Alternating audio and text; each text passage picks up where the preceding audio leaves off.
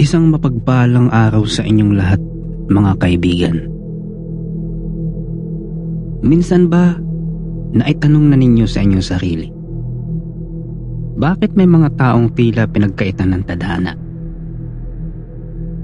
Mga taong nabubuhay sa dilim, inaapi at tinatapak-tapakan ng pagkatao. Sinasabing sa bawat tulo ng luha ng isang inaapi, may isang puwersang nagmamasid mula sa kailaliman ng kasaysayan. Isang kapangyarihang hindi namamatay.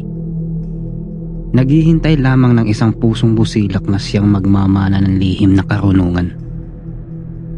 Ngayong gabi, samahan ninyo ako sa isang paglalakbay na magdadala sa inyo sa kalsada ng Maynila, patungo sa mga liblib na eskinita kung saan nagtatagpo ang mundo ng mga tao at ang mundo ng mga nilalang na hindi natin nakikita. Ito ang kwento ni Boyet at ang kanyang pakikipagtagpo sa huling tagapangalaga ng bertud ng kidlat. Si Boyet ay 12 taong gulang pa lamang. Ang kanyang tahanan, isang pirasong karton sa ilalim ng tulay ng Quiapo. Wala na siyang mga magulang. Ang tanging kasama niya ay ang gutom at lamig ng gabi. Ngunit hindi lang gutom ang kaaway ni Boyet. May mga taong masahol pa sa hayop, na kinatutuwaan ng saktan ang mga tulad niyang walang laban. Isang gabi, habang namamalimos si Boyet sa tapat ng simbahan ng Quiapo, may mga grupo ng tambay na dumating. Hinaharas siya. Hindi lang barya ang kinuha sa kanya, kundi pati ang kanyang dignidad. Pinagtulungan nila ang bata. Pinagsisipa sa sikmura habang tumatawa. Walang kwenta! Basura ka sa mundong ito! Sigaw ng isa sa mga tambay. Dugo at luha ang humalo sa ulan sa mukha ni Boyet. Sa mga sandaling iyon, tumingala siya sa langit at nanalangin. Hindi para sa pagkain, kundi para sa katapusan ng kanyang paghihirap. Ngunit sa gitna ng kanyang kawalan ng pag-asa, isang anino ang lumitaw mula sa madilim na sulok ng simbahan. Isang matandang lalaki, balot ng madungis na kapa, ngunit may mga matang tila nagliliyab sa talim. Ang lumapit sa mga tambay. Umalis kayo!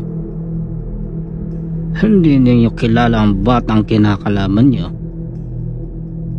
Mahinahong sabi ng matanda. Nagtawanan ng mga tambay. Hoy matanda! Baka gusto mo ikaw rin masaktan. Uwi ka ng isa sa mga tambay. Ngunit bago pa man sila makalapit, may binubulong ang matanda. Isang maikling orasyon na hindi maintindihan ng karaniwang tao. Gambinet. Biglang umihip ang isang napakalakas na hangin. Yung kahit na nasa loob sila ng skineta, ang mga tambay ay tumilapon na hindi man lang nahahawakan ng matanda. Dahang-dahang nilapitan ng matanda si Boyet. Bumangon ka, anak. Hindi ka isinilang para maging biktima. Isinilang ka para maging lunas sa isang sakit na matagal na nating kinakalaban. Ito si Lolo Asyong. At doon nagsimula ang pagtuturo niya kay Boyet tungkol sa mga angka ng Akan. Isang lahi ng mga aswang na nagbabalot kayong mga makapangyarihang tao sa gobyerno at lipunan. Ang mga lahi ng Akan ang nasa likod ng paghihirap ng marami. Dahil kinukuha nila ang bertud o lakas ng mga tao upang manatili silang buhay at makapangyarihan. Sa loob ng 7 gabi, dinala ni Lolo Asyong si Boyet sa isang abandonadong bodega sa labas ng lungsod. Doon, Hindi pagkain ang ibinigay sa kanya, kundi disiplina at karunungan.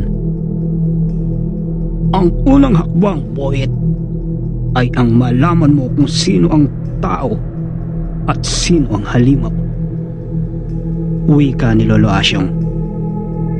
Inabutan ni Lolo Asyong si Boyet ng isang maliit na bote ng langis na may kasamang ugat ng halaman. Ito ang langis ng Tigalpo. Kapag ito ay kumulok sa harap ng isang tao, alam mo na ang kaharap mo ay isang akan. Ngunit hindi lamang iyon. Itinuro ni Lolo Asyong ang paghinga, ang pagkontrol sa takot, at ang pagbigkas ng mga salitang may kapangyarihan. Mga salitang mula pa sa ating mga ninuno bago pa dumating ang mga dayuhan. Tandaan mo, ang tunay na lakas ay wala sa kamao. Ito ay nasa iyong loob. Kapag malinis ang iyong layunin, susunod sa iyo ang mga elemento ng kalikasan. Lumipas ang 3 buwan. Ang dating mahina at laging nakayukong si Boyet ay hindi na makilala. Pagamat suot pa rin niya ang kanyang lumang damit upang hindi siya mapansin. Ngayon, ang kanyang mga mata ay tila ba may taglay na kakaibang kislap. Isang kislap na tila nakakakita sa kailaliman ng kaluluwa. Isang gabi, sa ilalim ng madilim na flyover sa Aurora Boulevard, napansin ni Boyet ang isang mamahaling itim na sasakyan. Isang lalaking naka-Amerikano ang bumaba. May dala itong mga pagkain at laruan. Sa paningin ng mga karaniwang tao, siya ay isang pilantropo. Isang mabuting loob na tumutulong sa mga batang lansangan. Ngunit si Boyet, alam niya ang katotohanan. Kinapa niya ang kanyang bulsa, ang bote ng langis ng Tigalpo. Sa loob ng bote, ang langis ay nagmistulang kumukulong tubig. Umiinit ito. Isang hudyat na ang lalaking nasa harap niya ay hindi tao. Isa itong akan. Isang mataas na uri ng aswang na nambibiktima ng mga batang wala nang uuwian, upang kunin ang kanilang enerhiya o ang kanilang kaluluwa para sa isang madilim na ritual. Sinundan ni Boyet ang lalaki sa isang abandonadong gusali. Doon, nakita niya ang 3 bata na tila ba wala sa kanilang sarili. Nakatayo sa gitna ng isang bilog na gawa sa uling at dugo. Ang lalaki ay nagsimulang magbago ng anyo. Ang kanyang mga kuko ay humaba. Ang kanyang balat ay naging kulay abo. At ang kanyang mga mata ay naging 2 bolang nagniningas na pula. Sino yan? Ungol ng akan, na ang boses nito ay parang nanggagaling sa ilalim ng lupa. Lumabas si Boyet mula sa dilim. Wala siyang dalang baril o kutsilyo. Ang bitbit lang niya ay ang kanyang paninindigan, pananalig at ang medalyon ng kidlat na ibinigay ni Lolo Asyong. Nang makita ng nilalang si Asyong, tumawa ang akan.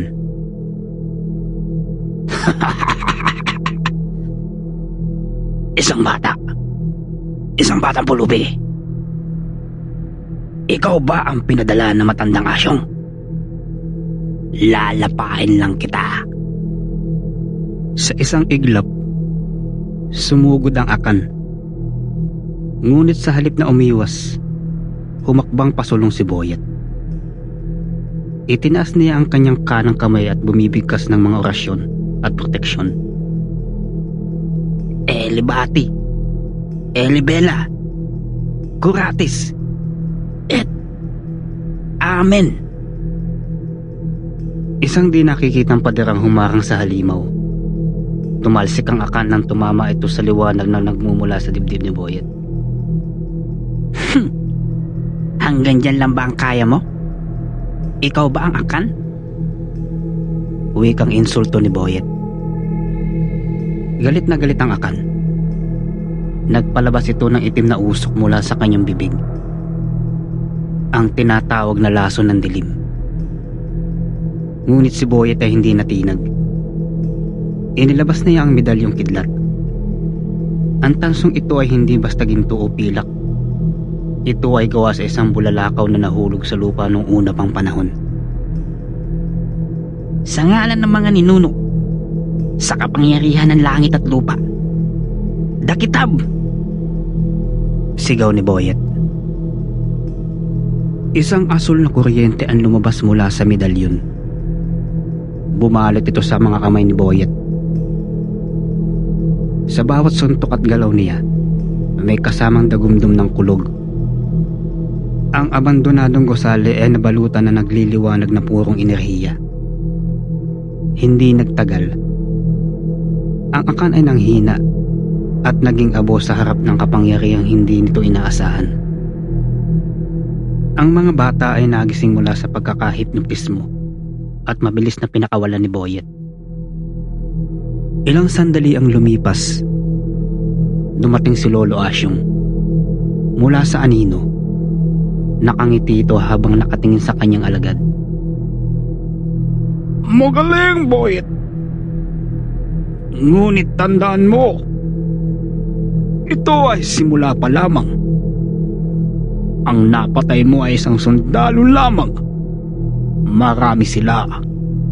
Nasa gobyerno, nasa malalaking kumpanya, at nasa mga simbahan. Ang angka ng Akan ay nakaugat na sa ating lipunan. Nakatingin ng diretsyo si Boyet at tumango. Alam niya na mula sa gabing ito, hindi na siya yung batang namamalimos sa kalsada. Dahil nakaatang na sa kanya isang malaking tungkulin. Mga kababayan, ang kwento ni Boyet ay kwento nating lahat. Sa likod ng bawat kahirapan ay may nakatagong lakas. Huwag kayong matakot sa dilim. Dahil ang tunay na liwanag ay hindi nanggagaling sa labas, kundi sa loob ng ating mga puso. Hanggang sa muli nating pagkikita. Ako ang inyong lingkod, Noctis PH. Nagpapaalala sa inyo, ang lihim na karunungan ay para lamang sa mga malilinis ang hangarin. Kaya, mag-ingat kayo sa dilim.